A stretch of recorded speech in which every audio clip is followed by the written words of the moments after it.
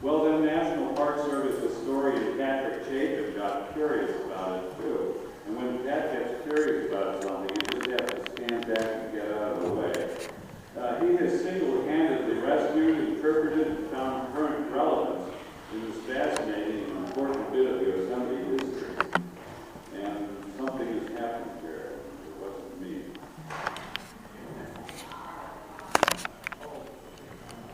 Did you take it now? Did I do something now? Don't worry, Tom. Where was I?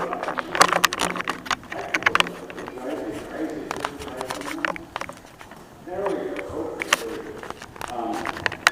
Patrick Chapin tracked down and interviewed at least 24 Navy vets who were stationed here during World War II. A couple of them are joining us today.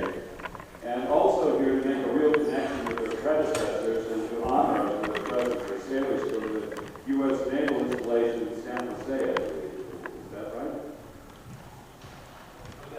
Modesto. You come down to Modesto. Welcome, and thank you for coming.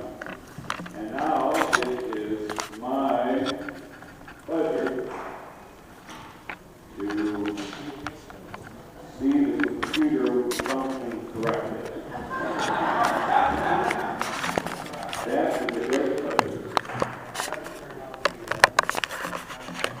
Oh, okay. Yeah. Ladies and gentlemen, NPS historian Patrick Chapin.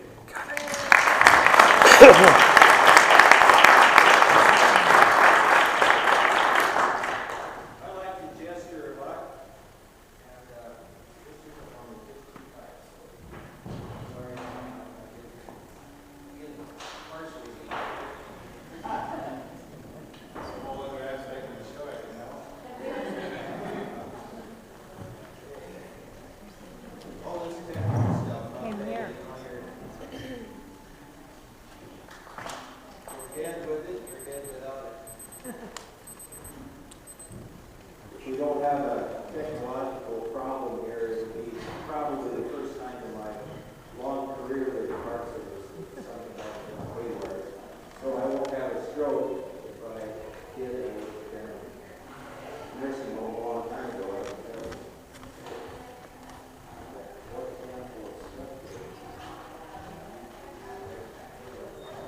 My name is Patrick Chapin, Dr. Patrick Chapin. I'm here, been here at Yosemite since August this year. I'm delighted to be here. I've got a long career in uniform.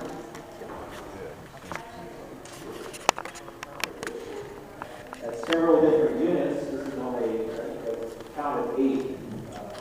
This is only part of it here, one that is not cooking.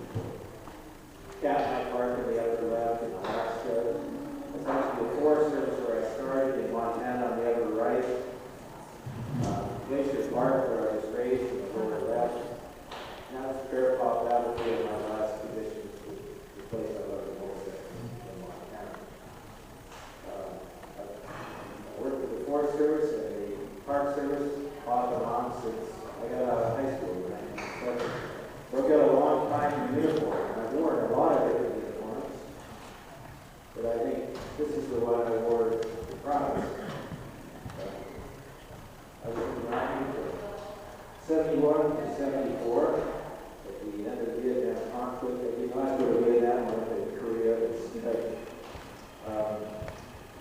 Interestingly enough, I served my last 9 months as a military police desk sergeant and added in my medical center in Tacoma. So I have kind of a link there with Army medical hospitals. And of course, my dad was a surgical tech, just like one of our special guests here while I was introducing the and stuff. He was in the South Pacific at the same time, Ernest Spirit. So I have a personal link to this program, very personal. That's the uniform I like to wear the best. That's my favorite. That's me and honest. Enough about me. I've had so many different jobs and stuff I could go on here for 2 hours. I think that's a good program. No, I'm not here to talk talk about myself, sorry, my voice is giving up. I spent too much time bothering over some loud piano player. See if I can get it rolled out. This program is not about me. It's about some other men and women in uniform. Men and women, for the most part, are in the South Pacific. And they were men and they were women. This is a nurse in the lower right. She was injured, one of many injured and killed when a kamikaze pilot struck the side of the hospital ship Company, as the USS Company. This is not the comfort, this is the response. When they were evacuated from the islands, they got taken at one of these lovely cruise ships back to the mainland, or in this case, the hospital of Hawaii. I believe Alex there was at this hospital. Right, Alex? Yes. Do you remember that one? This hospital was completed in 1942, so it wasn't quite done when the war started. The Navy, the entire military, as a matter of fact, anticipated entrance into the war a long time before it happened. This hospital was constructed in anticipation of a war. It was entirely unsatisfactory to meet the demands that were put on it. And 3,000 additional beds were added as quickly as possible, and they were insufficient to meet the needs that were put on it. So,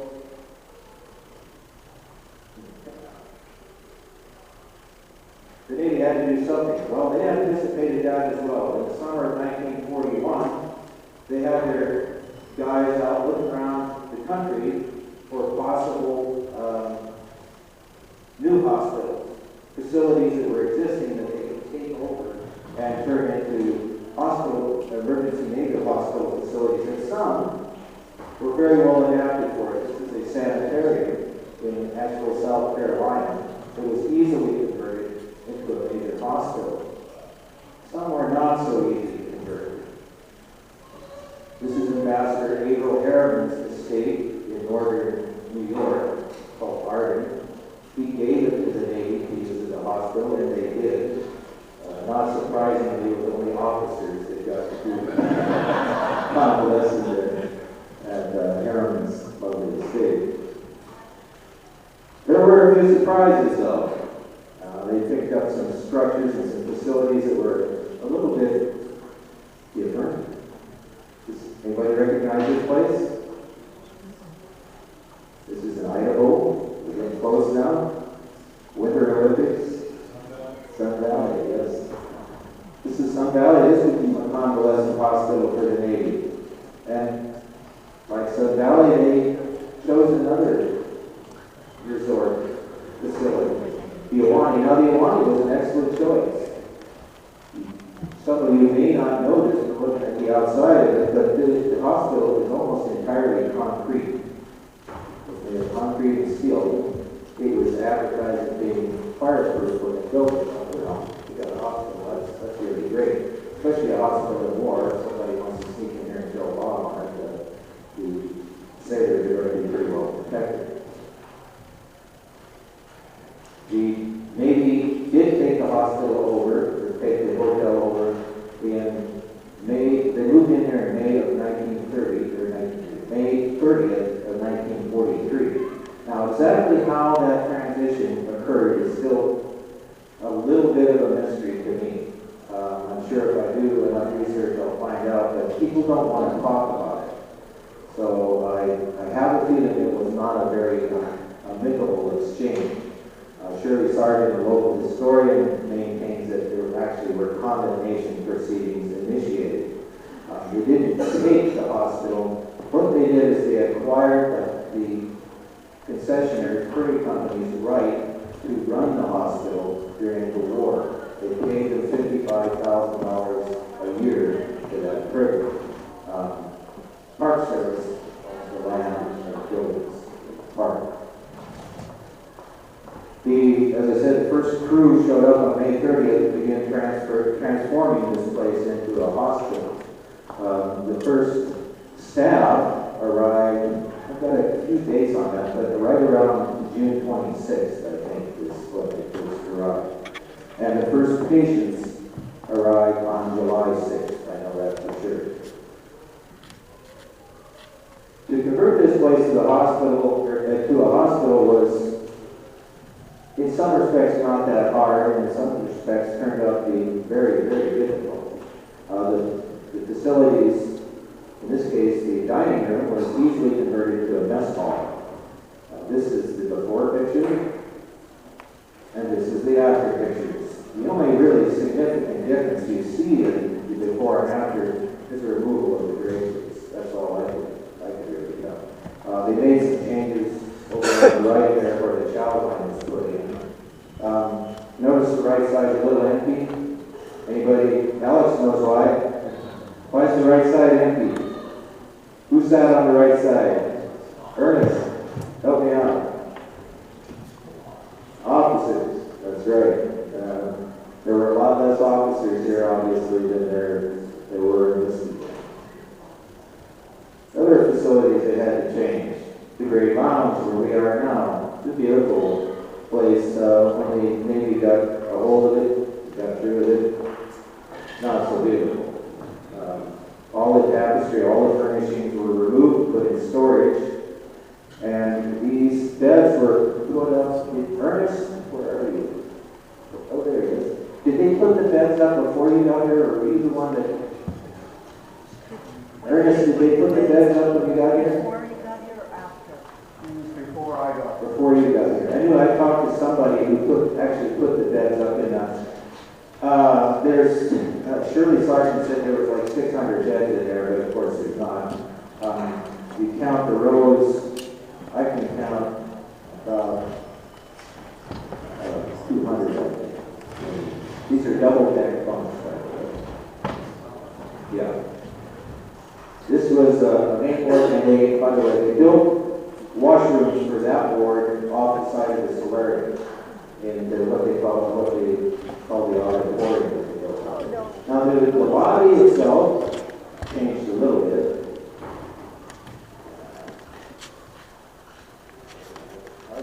I got it from here, I can't feel it. There we go. This is the after picture. To be the duty officers corral there on the left, and that's the master at arms standing against the wall. Master at arms is James, that was his last name. The duty officer in this case is Dr. Calvert Stein, who became quite important in later years, and still a couple of his textbooks on psychoanalysis are still being used today. The rooms changed quite a bit. Initially, the furniture was left in, the beds anyway, but before the year was out, they moved the beds out and moved Army bunks in simply so that they could house more people in the wards. I mean, those wood beds, you get one per bed, whereas with the Army cots, you could stack them 2 high at least. Some of the rooms were converted into surgery rooms, or this is the dentist's office. That's Dr. Tepper there working on a patient. Dr. Tepper is still alive. I hoped he would be here at 91 or 92, but he couldn't make it at the last minute. A wonderful gentleman. Dr. Tepper, by the way, has completed several revolutionary inventions in the field of orthodontics. So he's a very well-known individual. Housing. Well, that was a tough call. For staff. Of course, the patients, for the most part, were all in here. A few of the bungalows, I was told, but I got conflicting reports on this. A few of the bungalows outside the Ahwahnee here were used to as wards for the patients. But I've heard many of the enlistment say, no, that was all staff. Most of the staff were in the bungalows. That's one of them on the right there. And the officers who weren't married all stayed in the Rangers Club. That's where, Carol, are you here? Where's Carol? Where she is from? Sorry. Carol's dad stayed there, I presume. Is that correct?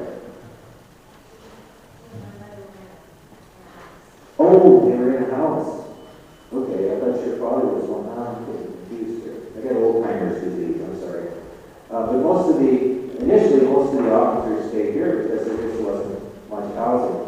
They did require some of the tents at the lodge to use for staff, but it's a very, very difficult situation in 43. They built a large auditorium just off of the solarium, and that's where the washroom facilities were for the men in that lounge ward. They had a nice movie theater built, a stage built onto the end, but no movie cameras. What a drag, huh? And for a while, no USO shows, no real entertainment whatsoever in 1943. It was mostly used for indoctrination purposes, I think. But it's gone. They started out using the hospital as a psychiatric facility, and primarily for guys coming back from Guadalcanal, which was a pretty brutal place. They had a lot of shell shock, a lot of emotionally damaged people, and they thought, well, we send them off to this beautiful place out here in the middle of nowhere. It's, it's peaceful, it's surrounded by beautiful scenery. They'll get well quick. Very, very wrong. Maybe learn something in a hurry there. One thing I've heard a few comments about this: the cliffs made many of these mental patients claustrophobic, and they kind of freaked out about that. But the biggest complaint seems to have been not the cliffs, but the lack of anything to do. Oh, they could go play croquet. That's really going to keep your mind active. There was a golf course here, but as Ernest's brother Robert has informed him, he's informed me, the golf course was not being used in 1943, probably because they didn't have anybody to maintain it, and there wasn't equipment. So it was very pretty, but it didn't help the mental well-being very much. There was a tennis court here, that works really well if you're in a wheelchair or got broken legs. You have a lot of fun with tennis court. It got not much use either. There was a pool over at the lodge. I've had some people, a few of the fellows that I interviewed, did comment about going over to the lodge to use the pool, but it wasn't apparently used very much, and I don't know why. Of course, it costs money, and a lot of these guys didn't have it when they got there. For the most part, those mental patients didn't have much else to do but sit around and on a rock and watch the water run by and think about all the things they really needed to forget. It wasn't a good situation for them at all. So they abandoned that idea after about 3 months. The major problem with the gripe that you hear from everybody was that there simply was no way to get out of here, to go to any place. When the hospital opened, they had 3 vehicles. This state truck was this International, and I don't know if any of you ever rode one of those old corn binders, but it's like sitting on a pool table, and I'll tell you what, they're rough. So that's the only thing they had to transport patients around the valley. They actually built the boots on the top so that they could pull a canvas over in the winter and not get too cold. You can imagine riding that thing in the winter. They had a Dodge panel wagon, which we affectionately in the Forest Service used to call those crummies, for good reason. And they had one sedan. That was it. A few of the patients had their own vehicles. This is I'm doing a lot of likes and preparation. This is one of our staff members who brought up this coupe, but there sure wasn't enough of those to go around. This cartoon came out of the Ahwahnee News, and it accompanied a really wonderful story by the editor of the trip that he took to Los Angeles in a coupe, and it's not an exaggeration. There were 7 people in that coupe. The editor and another guy were in the trunk. Believe it or not. He made it as far as Fresno and decided he would either walk down there or walk back home. He had enough of that. I guess guess the gas about that good. So I have other stories from individuals. One of the problems with having a car up here is, of course, getting gas, but I guess the biggest problem is tires. Tires in those days, you can't really appreciate. Those old cotton cord tires were, I don't think they had rayon out yet. Those old cotton cord tires were, on these rough roads, they just didn't last, and you couldn't buy tires. So it was a real problem. One of the guys I talked to took Dr. Plum, the surgeon here, took his little girl for a ride up to Glacier Point at a blow-up. And he had to drive back that night on the rim.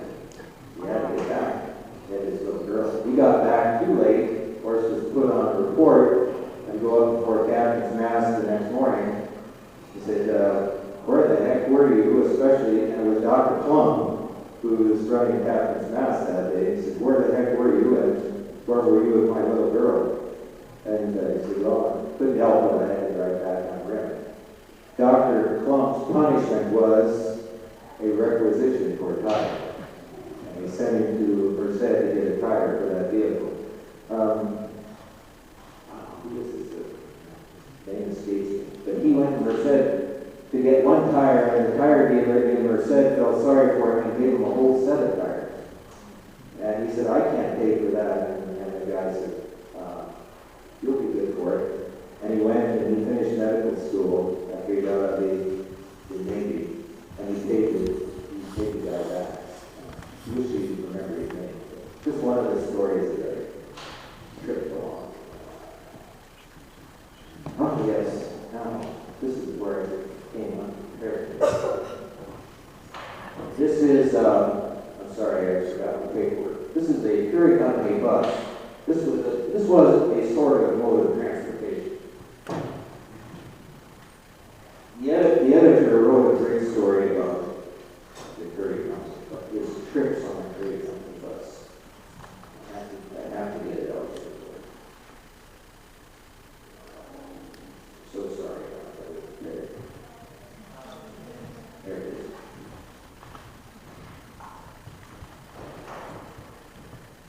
This is an editorial. If you are a lover of Yosemite Valley who has arrived on any of these so-called covered wagons will be to your liking. Why do we refer to them as covered wagons? Truthfully, they are covered wagons because a movable canvas is atop of them for when you want, quote, for when you want to behold the spectacular heights of our lofty mountains and the ever so sheer water drops, end quote. As for their speed is a wrong word to use at this time, so we'll just say slowness.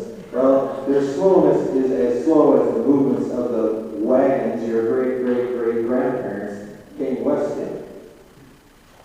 This, the teamster who drives one informs us, is so that all of you sailors can drink in all the falls and marvel at the beauties of our valley.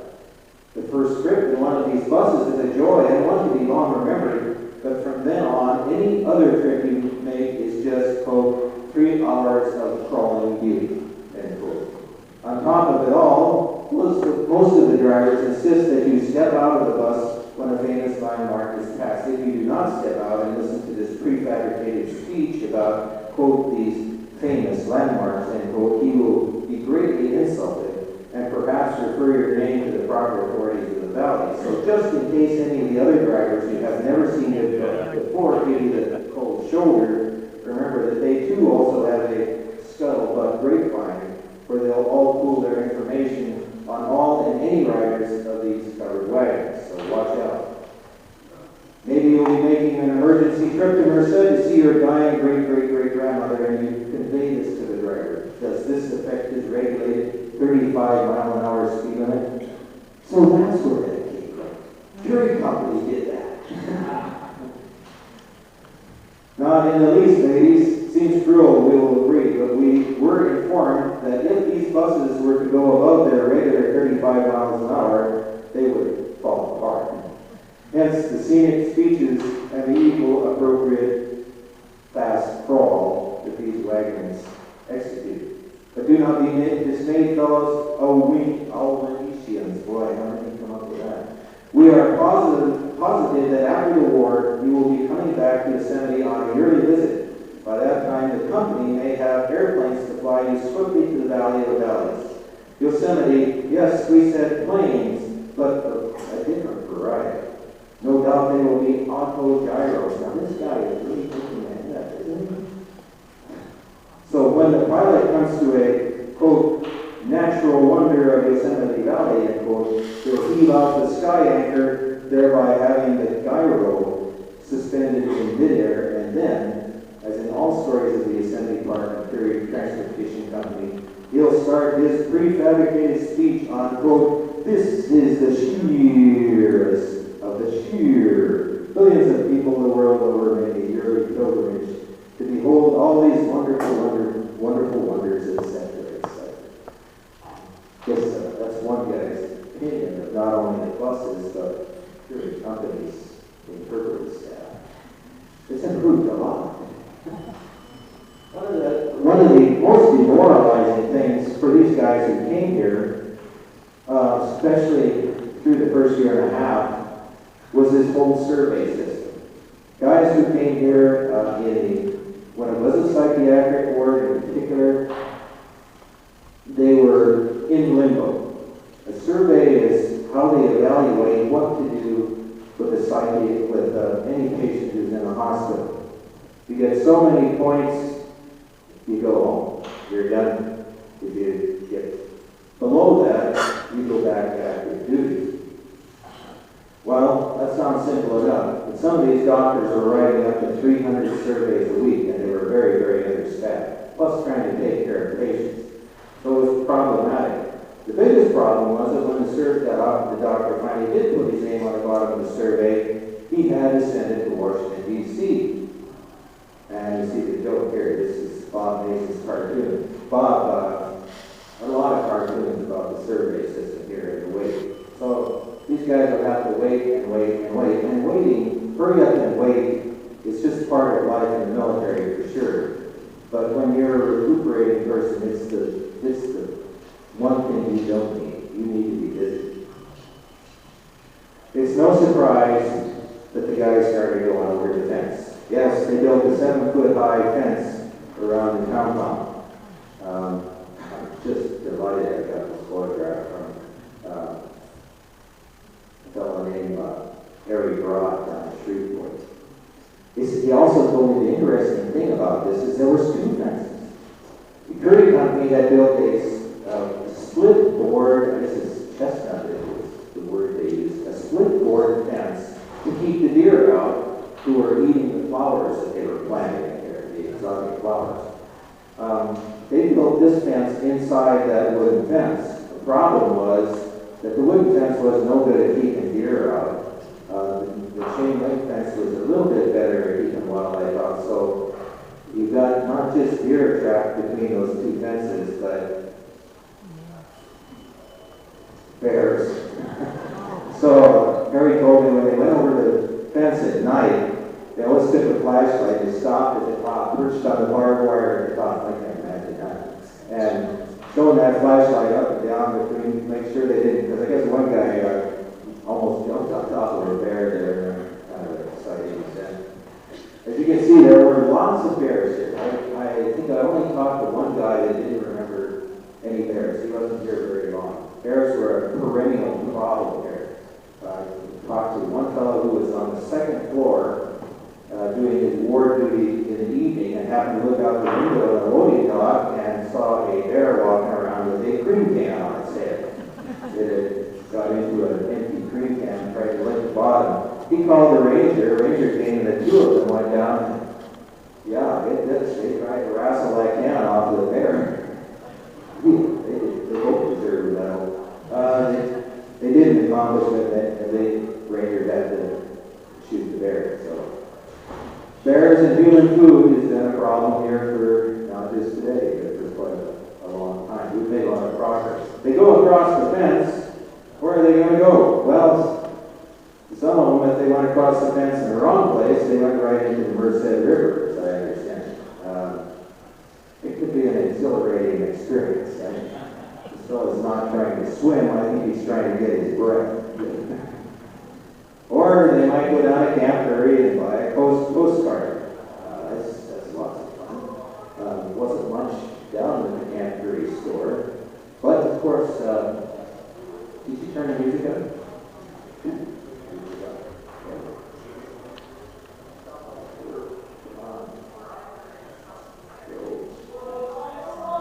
Big attraction was the fireball.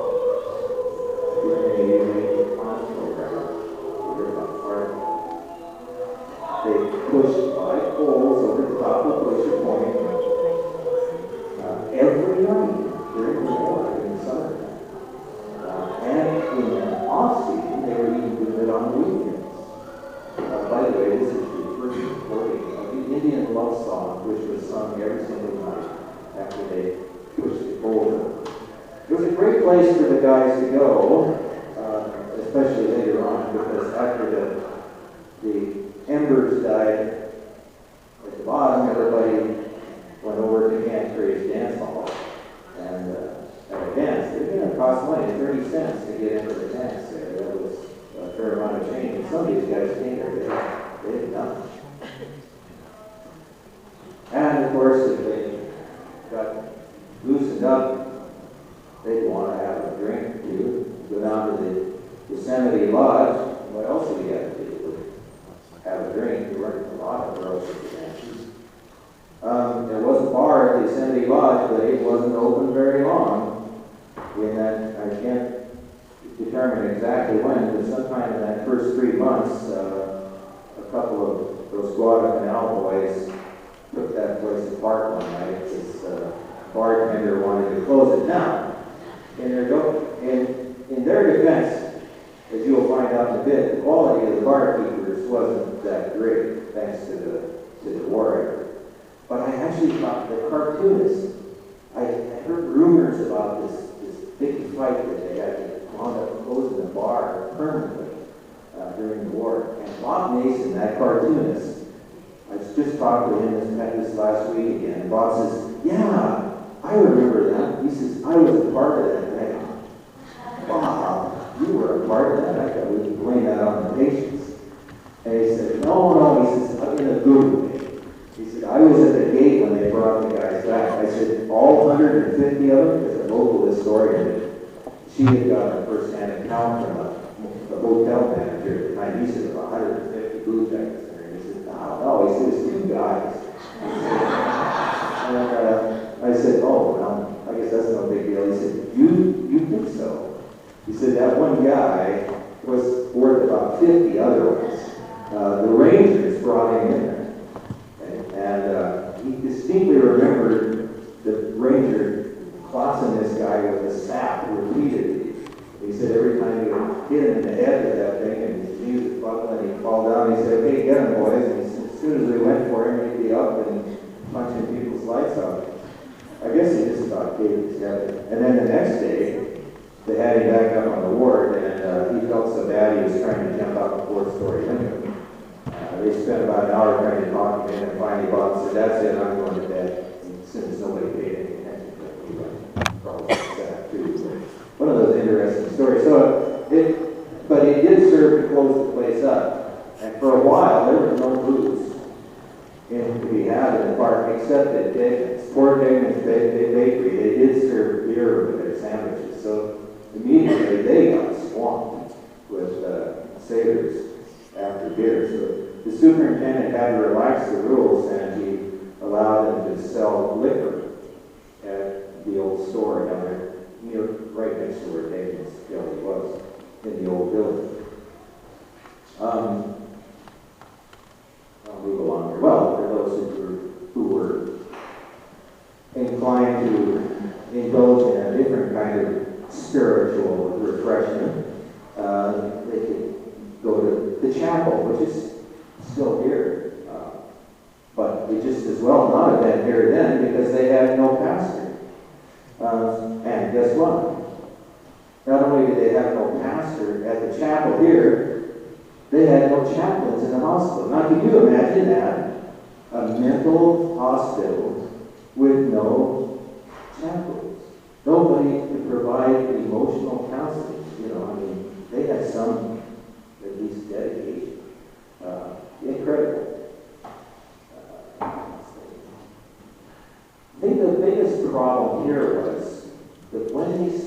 arrived, there wasn't much of a community here, thanks to the war effort and things, but the community that was here wasn't very strong. It was a highly divided community.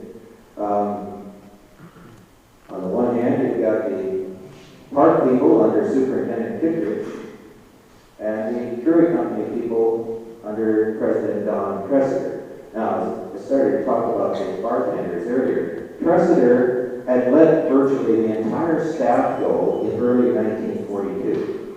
He kept the Ahwahnee open. Guests were going to be housed, and, cheap guests that didn't have a lot of money. He would put them in the dorms, the employee dorms over at Yosemite Lodge, and he just let everybody go. Well, lo and behold, there's not going to be anybody come with gas rationing and travel prohibitions and everything. Well, guess what?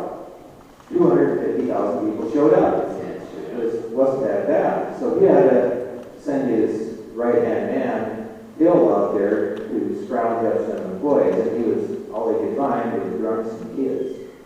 So it was kind of even their side of the community where it was a little bit unsettled. Into this very difficult, almost impossible situation was thrust a new commanding officer in September of 1943. This is the guy, his name was Reynolds Hayden. Again, I want to name Hayden Reynolds. Reynolds Hayden. Captain Hayden was the CO, commanding officer of that brand new hospital in Hawaii when Pearl Harbor was bombed. So he had some experience. Really, I wish he died the year after this morning. I would love to have been able to talk to him. The things he did here were just absolutely amazing. First thing he did is set a hospital without chaplains. I'm sorry, that doesn't cut the mustard. And it took him 2 months to get the first chaplain here. It would be Father Gerber, who went on to be a fairly famous fellow. I don't have his picture. That's his replacement's picture. Any of you have seen the movie Guadalcanal Diary? It's about Father Reardon. That is Father Reardon right there. He was the Catholic chaplain here for the duration when Father Gerber was sent overseas in 1944. It was quite a while before they got a Protestant chapel in here, up until it was almost a year. And this is the second chaplain, Father Krauser, or Reverend Krauser, who's a Lutheran. Also became quite a famous personality in San Jose area. This is the writing room off of the first floor, I believe. Right here? Yeah, good. They did a marvelous job of making both of these chapels. We'll talk a bit about this chapel. Back up. I cut off the end of my thumb last year.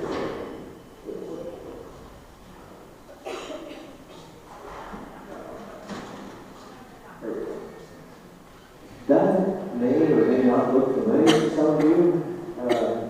Should look familiar to some of you who like to drink a lot. That's the bar. They converted the bar in here, which had a Western motif. They call it gators or something. It's right out here. Yeah. They converted it to a chapel. It's kind of interesting. What's the red light? The sacristy? Yes. The sacristy light was made out of a pickle jar and the lid to a cocktail shaker. Anyway,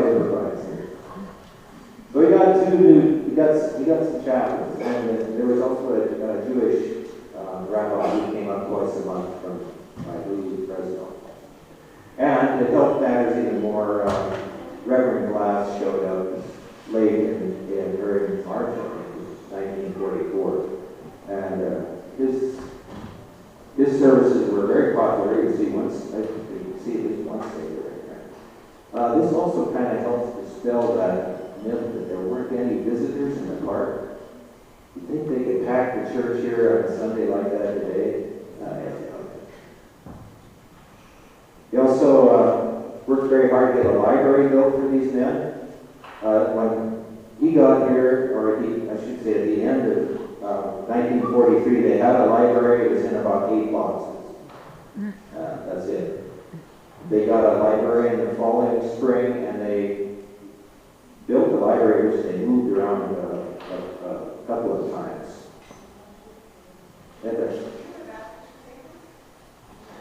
Yes, it's up off the mezzanine. They put 2 rooms up there, 2 adjoining rooms. I'm not sure exactly where it is. And it had a balcony on it, too.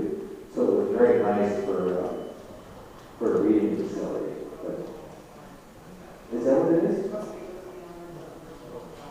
Okay, great. The surgery wards were up there too, but I'm not quite sure where. They moved them around. I have that all written out here.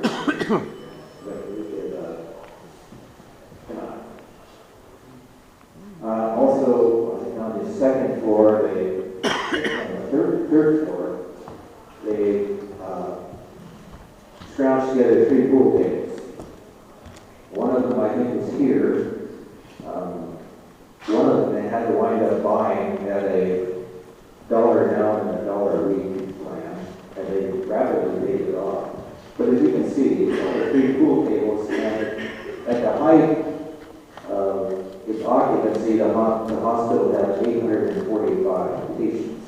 And that doesn't count the staff, that's 845 patients. And quite a few staff. One of the fellows who was here early on thought there was probably more staff than patients in late 1943. This is the solarium, and it was designated as a reading room and a card room, but in 1943, guess what? Curry Company took all the furniture and put it into storage. So if they didn't, if they wanted to play cards set on the floor, that'd be okay. It just wasn't used at all. This was also the entranceway to the covered entranceway built off the solarium to the new building, the auditorium.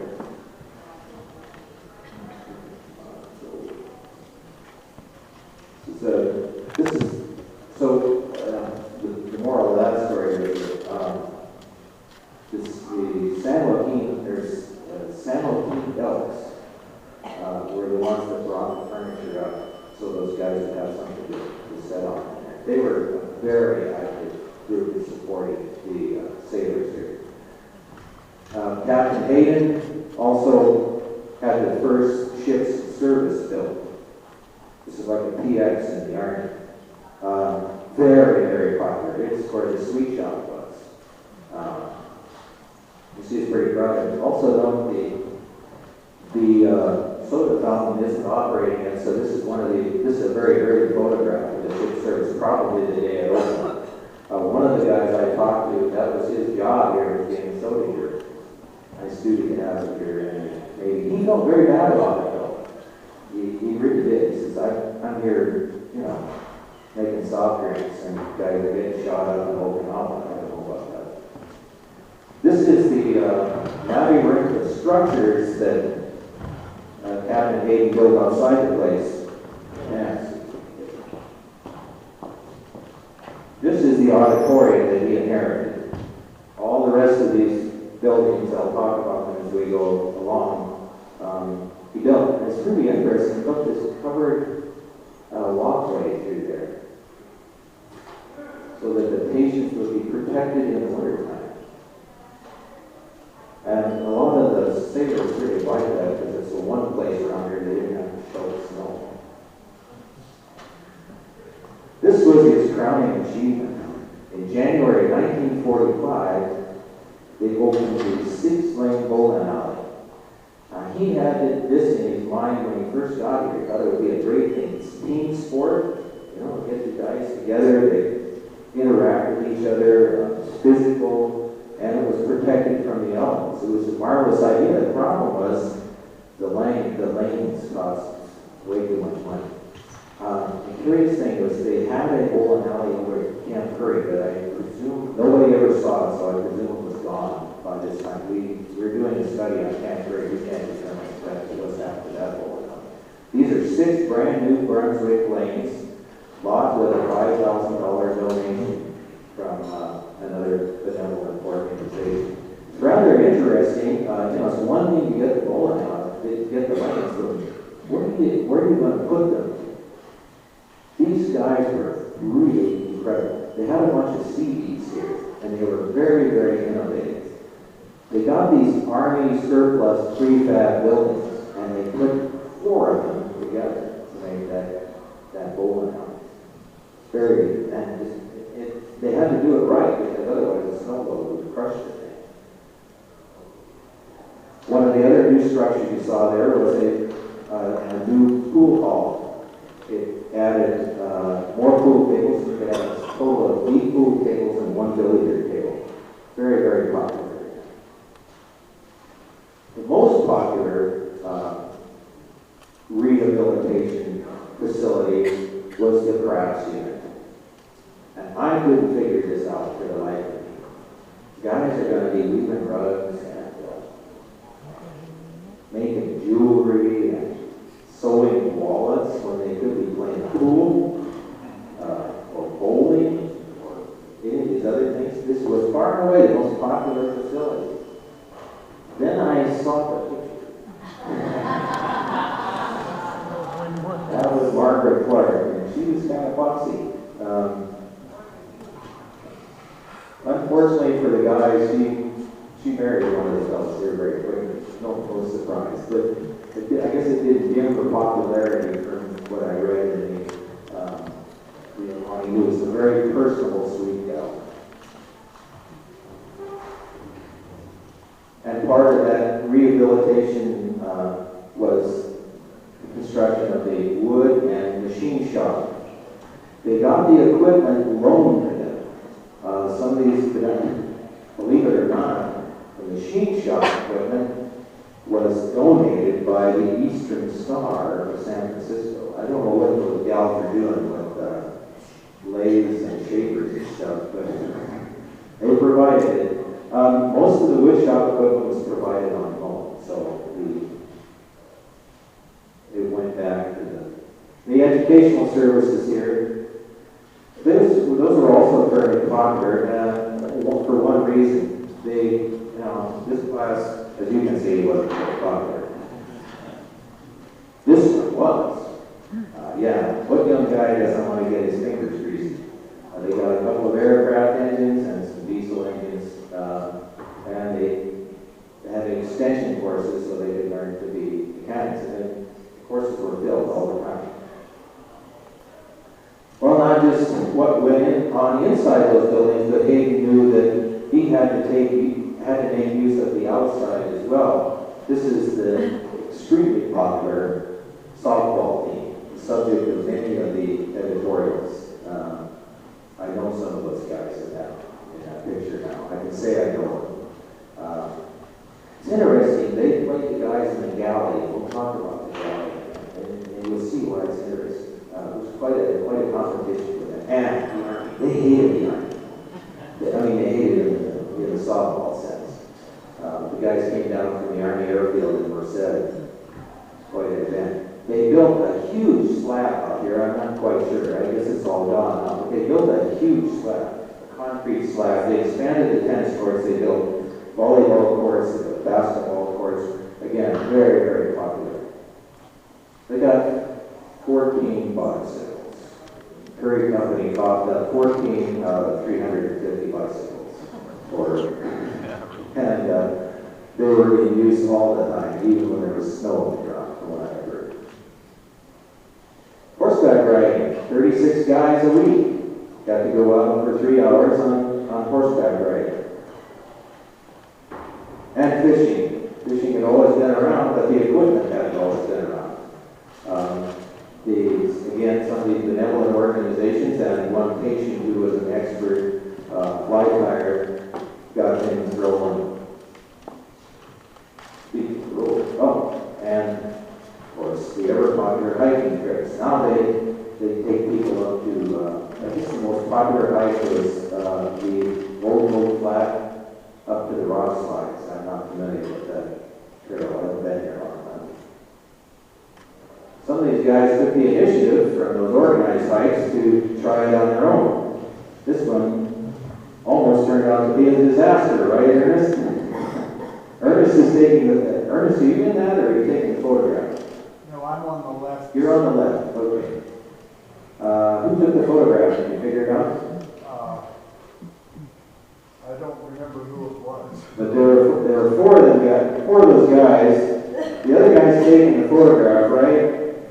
He doesn't have a blanket in his hands, he's got a camera. Yep, you guessed it. They wanted on a weekend to organize like 3 blankets and 4 guys. Didn't work out that well. The most popular outside activity was Badger Pass. I mean, I talked to these guys and gals, and they loved this. Guys and gals. Right there. I'm wondering if that's not true. But it was great. Badger Pass was closed when the hospital arrived because the Park Service didn't have the money to plow the road up there and open. Well, Hayden saw to it that they got $5,000 and the road was open, and it was great for the patients and the staff. Not so great initially, though. Within the first 10 days, they had 6 broken legs and 3 broken arms. So Hayden figured out, we're going to wind up with more sick guys here than, they're going to wind up more sicker than they were. So it's kind of a self-defeating proposition that, a lot of guys are just giving up and said, that's it. No. He recruited one of the patients, Bronson was his name, the guy on the right, who was an expert skier, and he became an instructor, and nobody hit the slopes until they got a ticket from this guy saying that they were certified, and that dramatically cut down the injuries.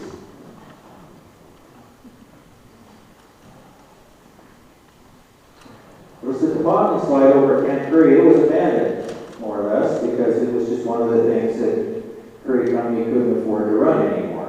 This was built, I believe, in, correct me, Brian, 27, I think? I should know about there. I should know. Built around 1927, as I recall. That's quite a structure. Built of wood. Curry Company couldn't operate it, so the hospital did it.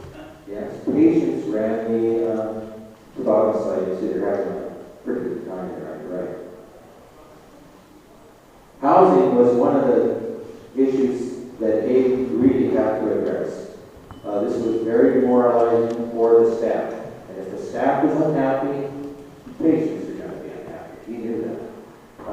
You got kind of an impasse with, you got some more tents, but you got officers and their families. Tents isn't going to quite cut the mustard for that.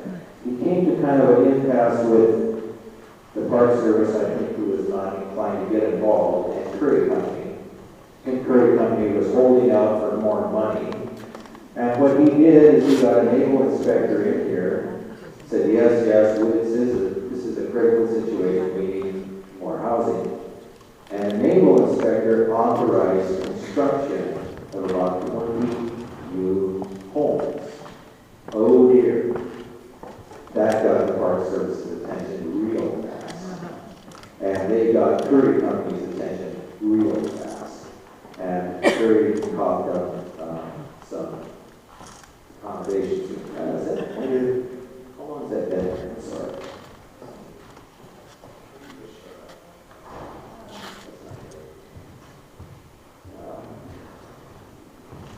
Probably the biggest boost to morale here was the newspaper. This came out, the first newspaper was published in December of 43, just 3 months after Hayden arrived. The first editor was one of the chaplains.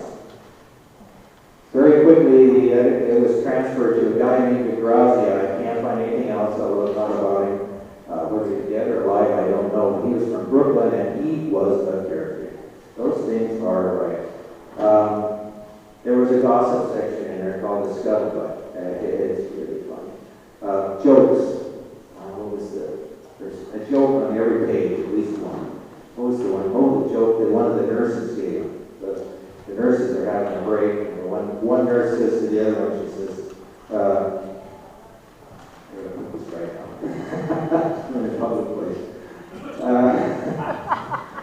She says, I got one guy in my ward that won't make out with me. And the nurse says, yeah, I got a comatose guy in my ward too. That's probably no joke. And it kind of says a lot about their attitude towards the nurses, I think. Oh, another great morale later was the meals here. This is the Thanksgiving 1943 menu. The early image I showed you, the color image of the Ahwahnee Hotel, was taken from the front of it. Wow, these guys didn't do too bad. I mean, they didn't eat like we ate last night, but buttered asparagus? How do you get that in the war? Artichoke hard salads. I mean, roast turkey. I've got several of the menus, and they all ate pretty well. And this past weekend, I finally contacted one of the guys in the galley. It's a very important interview, and you'll find out why in a minute. But I asked the guy, I said, he said, we had the best food at this hospital, any station I was at. I said, come on, you were in San Francisco, you're in San Diego? Oh yeah, it was much, much better here. I said, this place way out in the middle of nowhere? He said, yeah, we had good cooks, and the whole staff took a lot of pride in what they did. So that's a big statement on the morale of this joint. As you'll see, those guys really didn't have much excuse for having any morale. Festivities here. The big Christmas party was a draw. They had also a party on Thanksgiving. And this one, you can see that we've got a band here. Not a military band. So this is one of those civilian bands that came up from San Francisco. Perhaps a USO band. I don't know. Gifts were donated by a lot of different organizations. They also had regular talent shows here. Luke Wajenka, who I've become quite familiar with as a band leader, he sent me a whole bunch of stuff, including this program from one of the, and they had a lot of talent here. There's one guy on the piano over there, where is he? Not on this one, I guess. We have one of the piano players who never could read any music, but he's a great piano player. USO tours started coming on a regular basis. This is Red Skeleton. Red Skeleton, Mickey Rooney, Esther Williams. I bet she drew a big crowd. Speaking of Esther, in January of 1944, Captain Hayden finally wrangled the movie projectors. Why is it important to have two movie projectors? Well, if you got a bunch of sailors out there and the one film reel ends and you got to load the second one, you might not have any screen time. You got to try to keep things moving along so you have them synchro like you're supposed to. This is one of the movies. These are both movies that were shown at that time. Here, I've got the program reviews for the week's events and an editorial on Van Johnson and Esther Williams. That movie was, parts of it were shocking. And many of the guys I talked to remember when they were doing the shooting outside the hotel. They kept all the sailors inside, but they could peek out the second story window. And I wonder if she was wearing that old red outfit.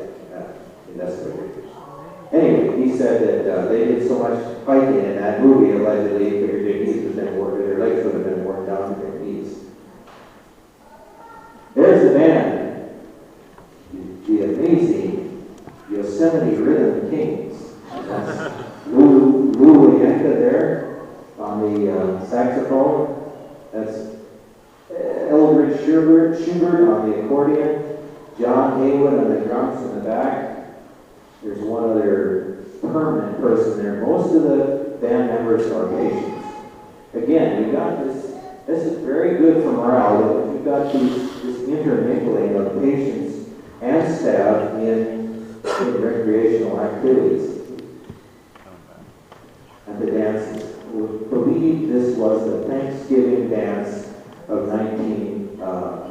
35, I'm pretty sure. This was the going away, the big going away dance. Girls were brought up from various places for this, usually for all the dances. Girls were in short order, but not as short as I thought. There were a lot of girls working here in the park, and the guys told me that in the summertime, they flocked up to Camp Curry from everywhere because they knew the sailors were all here. Hey, you know, I can imagine what it's like. Another big improvement was transportation. He acquired, slowly built up their fleet till when the hospital closed at 14 vehicles, including a nice limousine ambulance finally, and 2 school buses, 37 passengers. This is a 25 passengers, but they got 2 new 27 passengers as well. The school buses, of course, were really a welcome addition. Now they could get the bands up from various places without making them ride in a state truck. And of course, get the patients safely to and from various trailheads. Downtown Merced in 1945 or thereabouts, the people in the local communities were great. Okay? That was very important. You have a sort of community that you need to build here that Hayden wanted to do. He needed the help from the outside communities as well, and they really responded. They stepped up to the plate. Another thing he did was he initiated a permanent shore patrol. Ordinarily, in the Navy, shore patrol is a duty that rotates. Only in the Army, where I was, and the Marine Corps. The Marine Corps, by the way, trained with us in the Army. Did you have, and later the Air Force, did you actually have trained MPs that knew how to take care of prisoners of war and that sort of thing? In the Navy, they just rotated. That didn't work. He knew that when he got here. People just shirked their duty. So, and this guy is still alive. This is Fred Ostergen. I talked with him. Fred wasn't a really good choice for an SP. He was 5'6" and weighed 120 pounds. I said, Fred, why did they pick you? He said, well, I don't know. He says, I got quite a string of glory bars, ribbons. We've been overseas. He says, people respected that. But he said, I also had a pretty good gift of gab, and I could tell that. So he talked to the trouble most of the time. A real important bridge for building bridges in the community, was the Lewis Hospital here. When the Army arrived, the Lewis Hospital was essentially empty. Its one and only doctor got called up into the military. So people who needed treatment came to the hospital. No, they didn't. The hospital went to them. So surgeons here, if an emergency came up, and they did all the time, they went to the Lewis Hospital, and I was told by Shar, said that they still got U.S. Navy equipment over in the hospital, the instruments. One of those emergencies sprang up with, and was responded to by Dr. Clayton Pendergrass. His daughter's son-in-law are here with us today. Pendergrass is a very, very competent, very highly thought of doctor here. The emergency was an appendectomy. There were a number of those here. This one turned out to be rather important, though, because this little gal is Ann Adams, Ansel Adams' daughter. He more or less saved her life. And does remember, she was 10 years old, she does remember Dr. Plump's surgery on Donnie Hoyt, one of her classmates, for an appendectomy. He didn't make it, unfortunately. Well, they tried to build a community there. There was still some division. There had to be. It's a military situation. You can't have fraternization between the troops and soldiers. This is the officers' ward. It variously moved from the 4th to the 3rd and back up to the 4th floor, I think. Kind of an interesting story here. That's an officer patient in the front. That's a Marine captain. A very interesting guy. He always checked, when he checked out, he signed out in Japanese. he was a military intelligence fellow from the South Pacific. So nobody knew what he was writing. And finally, somebody else came along who could read Japanese one day. He was writing Gone Hunting Doves at Camp Curry. He came back from Camp Curry one night pretty gassed up. And he got up to the ward and threw not one, but 2 live hand grenades out the window. And they exploded. It took all the foremen on 2 floors to subdue it. And I asked the guy that told me the story, I said, I never heard anything about that. And he said, nobody did. And I said, how did they sweep that in? He says, nothing happened. They just made it all go away. And I said, why do you think that was? And he said, well, of course, he was an officer. I said, running 2 live hand grenades times, so, there had to be more to it than that. And of course there was. The guy could read and write Japanese. Right? He's too valuable to lose. Any problem. There was divisions within the crew, of course. The galley crew was all black. You see this group picture taken of Ansel Adams? We believe it was the summer of 45. Notice where they are. They're all together on the right. Everybody else is mixed up. Down those guys. As I said, I did talk to one of them this past weekend. He said that the treatment here was wonderful. He said the doctors were great. That's a quote. He's the one that told me how much pride people had in their job. However, the band leader did tell me that there was a racial incident here in the dining room. Some southern boys who were on KP refused to serve the blacks who came through the chow line. I guess that called it a near riot. Not too many people remember it. They did play as a baseball team, as a segregated baseball team. But it was a very warm-hearted play, from what I read in the papers. Of course, the women were kept separate too. Well, they tried to keep them separate. The gals are supposed to be on the 5th floor, the nurses. They don't look to be up on the 5th floor. And the female staff, stenographers and whatnot, were housed in a dorm over in Yosemite Village. And male staff were housed over there as well. They didn't do too good a job of keeping the women apart. Got several that got married while they were here. This is Cleo Yesson. She was a lieutenant, a nurse. She met her husband, Ralph Merrick, at a party at Ansel Adams' house. Matter of fact, Ansel Adams introduced him, and he gave the bride away a few weeks later. Ralph was kind of interesting because his father was the superintendent of Manzanar, the Japanese internment.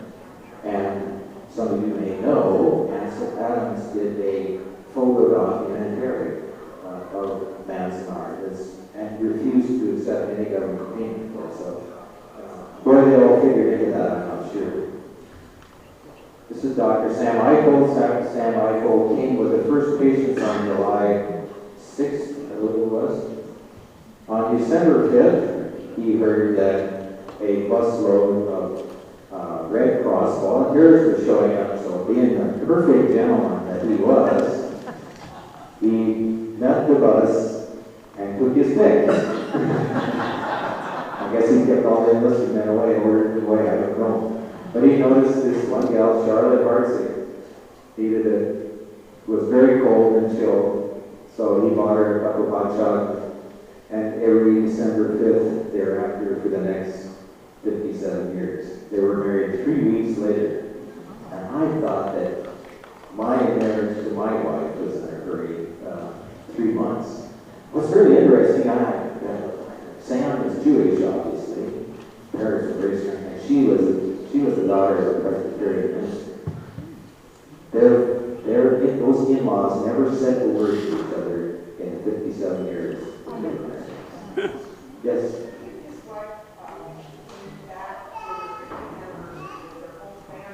Is that right?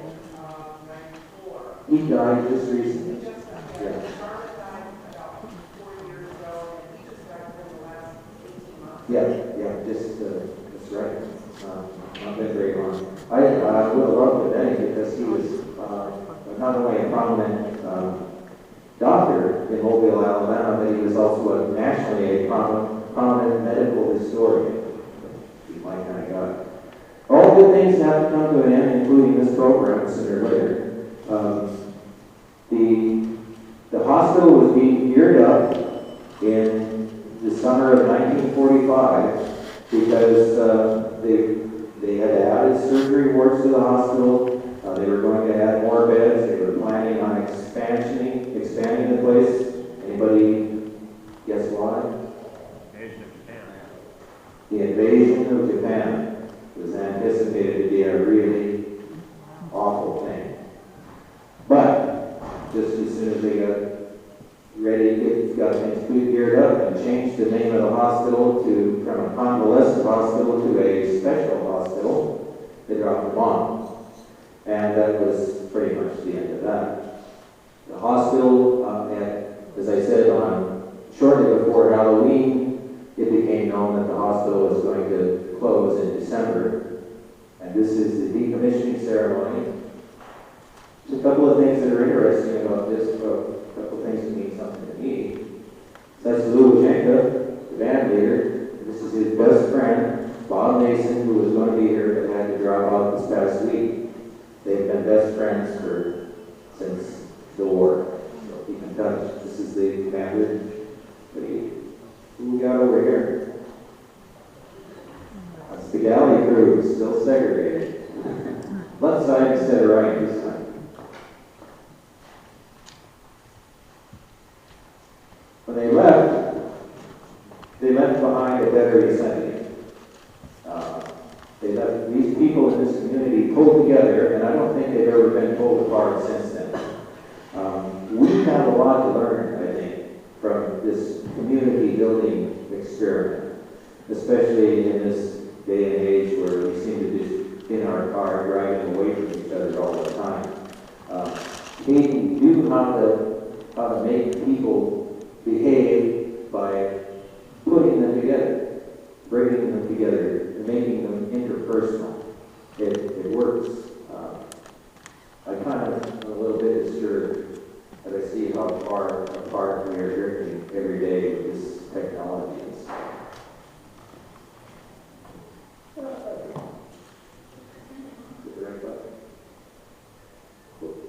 Okay, now, what time are we got? An hour left? No. Did I go that far over? Why didn't you break out that book? We're not going to have time for questions. If you're going to have to ask questions, you're going to have to get me in an alleyway. Oh, it's terrible. I really apologize, folks. I've been working on this thing night and day for forever, and I never really had a chance to. I was working on it until 2 in the morning last night, and I never had a chance to drive around with it. So that is the first time in my life I've ever went over and go a half hour over. Hey, let's get our chairs up here. I'll introduce some people here. Ernest Tuck. Ernest, come on up, have a seat. Ernest was a surgical tech.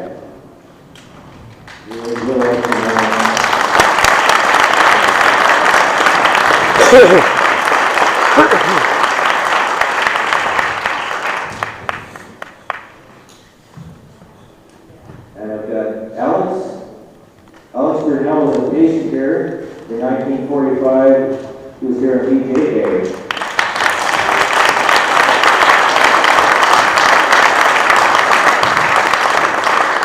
And we got one more person, a family member, Carol.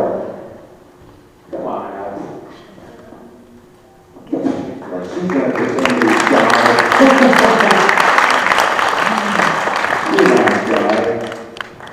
Carol, I wanted to ask you, did your dad's family, did no kids when they were here? Your dad didn't have any kids when they lived here? No? So you all came along later. Okay, well, let me pass around the microphone here. What do you got? Good one. You're up first, Ernest. Anybody have any questions for you? Well, give a little background, Ernest, when you came here, what you were doing before you came here.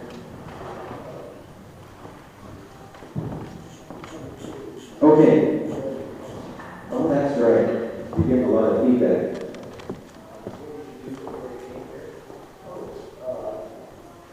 I enlisted in the Navy when I was 17. Spent my first year down in San Diego. And while I was there, I decided to apply for a surgical tech school.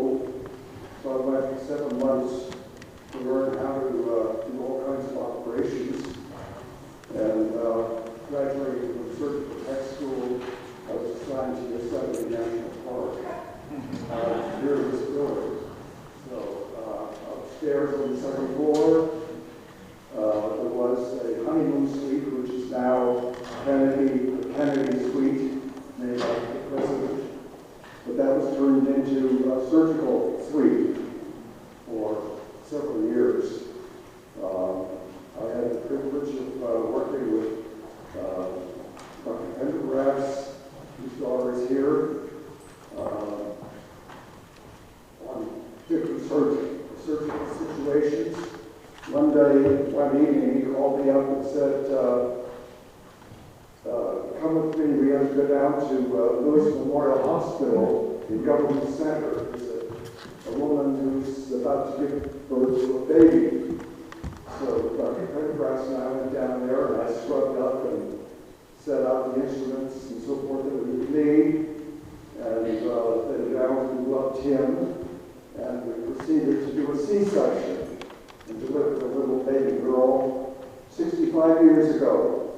And I often wondered whatever happened to that family and that little girl who was my matron at this time. She's still living. But most of the time I spent on the second floor. We had an RN who was in charge of the entire floor, and a number of corpsmen, hospital corpsmen, who took care of the day-to-day needs of patients. My responsibility was pre-op care and post-op care, like you would have in an ICU situation. Very primitive ICU, but nevertheless, a place for recovery right after surgery. I came in November of 44, excuse me, and I left in December of 45. By that time, there was the Oasis, which was a little place where people could let their lips. And so a lot of my buddies gave me a good one. I was the only one leaving at that time. So a beer party right out here on the lawn was east of the great room. And I left the next day and went to sea duty, or the Intrepid, the ship that's in New York Harbor now. I was the operating room technician on that ship. Were you in medical training before you went in the Army? Pardon? Were you in medical training before you went in the Army? I very stupidly went to UC Berkeley at 16 and did a year of pre-med. And when I enlisted in the Navy, the enlisted officer looked at my record and said, well, you've done a year of pre-med already, so you don't need to go to a hospital. You don't have the training for at the Naval Hospital School. So I went directly for boot camp into the hospital, was given a syringe and told to go stick this in some patient's butt. And that was my introduction to my medical career. Talk about shake and bake. By the way, just a note, I somehow had slipped out of my slide collection here, but I did have a picture of the Oasis. That's very significant. It was a beer joint that Hayden allowed to be built, and it was the only alcohol serving establishment on any naval hospital in the country.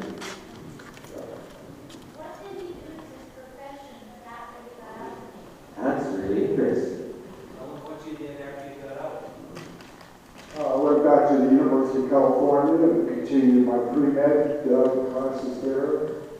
I wasn't sure what I wanted to do with my life, though, at that point. And so then I was moved to study for ministry.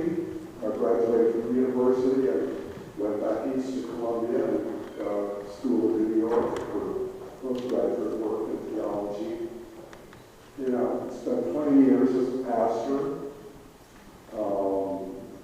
Then somehow I got wrangled up and associated with a bunch of psychiatrists with a little bit more training and was licensed by the state of California to do mental health.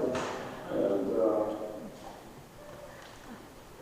Barry Drummond, my psychiatrist friend, said to me one day, why don't we team up together and see what we can do about building a clinic.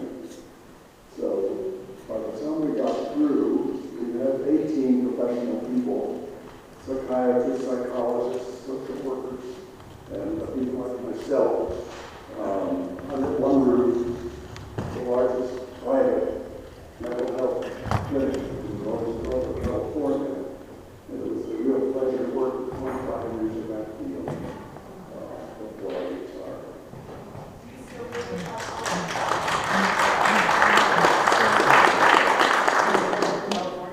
Yes, I live in Vacaville. I really should step back and say that I first came to Yosemite at the age of 6 in 1932. Our family was rushing. We had a lot of time on our hands. My father was out of work during that part. And so he decided to take us on a tour of national parks. And we went down to Visalia and to Kings Canyon National